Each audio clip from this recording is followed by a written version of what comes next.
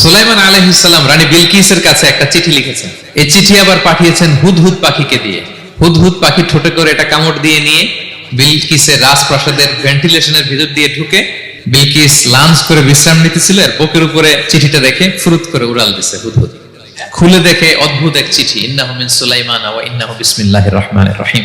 তো বিলকিসকে উদ্দেশ্য করে সুলাইমান আলাইহিস সালাম বলেছিলেন, রাসূলাম মুবাশশিরিন ওয়া মুনযিরিন লিআল্লা ইয়াকুনা লিন-নাসি আলাল্লাহি হুজ্জাতুন বা'দা রাসূল ওয়া কানা আল্লাহু আজিজান হাকীমা। সাদাকাল্লাহুল আযীম। আজকের আলোচনার টপিক হচ্ছে আল্লাহ তাআলা কেন এই পৃথিবীতে রাসূল প্রেরণ করেছেন, রাসূল প্রেরণের উদ্দেশ্য কি, নবী রাসূলদের পরিচয় এবং তাদের বৈশিষ্ট্য, এগুলো নিয়ে আমি আজকে আলোচনা করব এবং নবী রাসূলদের জীবনী থেকে আমাদের আসলে শিক্ষা কি, লেসনটা কি, কি লেসন আমরা নিতে পারি, এই টপিকটা নিয়ে আলোচনা করব। টপিকটা কি সবার কাছে ক্লিয়ার? প্রথমে আমরা উদ্ধার করবার চেষ্টা করি যে কেন